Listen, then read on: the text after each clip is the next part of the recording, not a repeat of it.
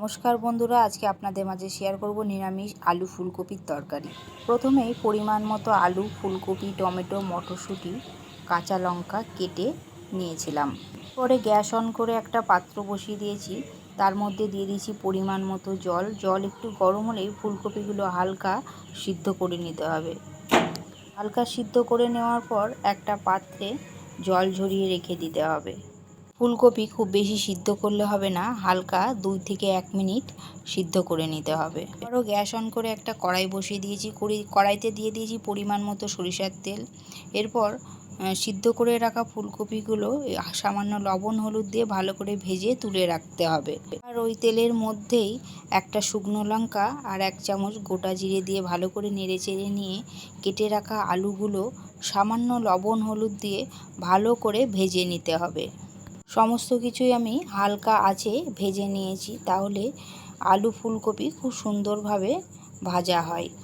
আমি এখানে 6টা কাঁচা লঙ্কা ব্যবহার করেছি, আপনারা আপনাদের পরিমাণ মতো লঙ্কা ব্যবহার করবেন। এরপর ছাড়িয়ে রাখা সমস্ত মটরশুঁটি আলুর মধ্যে দিয়ে ভালো করে ভেজে নিতে হবে। মটরশুঁটি দেওয়ার পর কেটে রাখা টমেটো একসাথে ভালো করে নেড়েচেড়ে ভেজে নিয়েছি। ভালো করে ভাজা হয়ে গেলে এবার আমি 1 চামচ আদা বাটা আর 1 চামচ জিরে গুঁড়ো দিয়ে ভালো করে কষিয়ে নেব। কষিয়ে নেওয়ার পর সামান্য পরিমাণে মিট মশলা দিয়েছি। আমি এখানে সানরাইজের মিট মশলা ব্যবহার করেছি। মিট মশলা দিয়ে ভালো করে কষিয়ে নেওয়ার পর দিয়ে দিয়েছি পরিমাণ মতো জল। জল দিয়ে নাড়াচাড়া করে খানিকক্ষণ ঢেকে রাখতে হবে।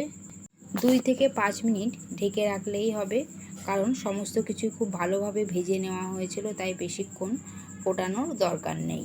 এবারে ঢাকনা খুলে তরকারির ঝোল খুব ভালোভাবে ফুটে উঠলে ভেজে রাখা ফুলকপিগুলো ঝোলের মধ্যে দিয়ে দিতে হবে।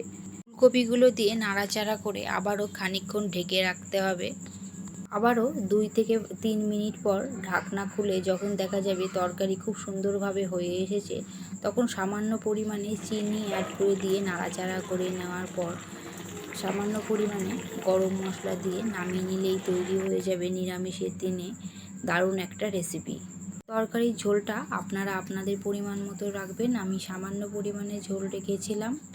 এরকম রেসিপি ভাত কিংবা রুটি যে কোনো জিনিসের সাথে খেতে দুর্দান্ত লাগে। আমি একদমই ঘরোয়া পদ্ধতিতে রেসিপিটি আপনাদের মাঝে শেয়ার করলাম। বাইরের কোনো মশলা আমি ব্যবহার করিনি। আশা করি রেসিপিটি সকলের ভালো লাগবে। এইভাবেই আমার পাশে থাকুন, সঙ্গে থাকুন। এইভাবেই নিত্য নতুন রেসিপি আপনাদের মাঝে শেয়ার করব। রেসিপিটি ভালো লাগলে অবশ্যই চ্যানেলটিকে সাবস্ক্রাইব করে দেবেন।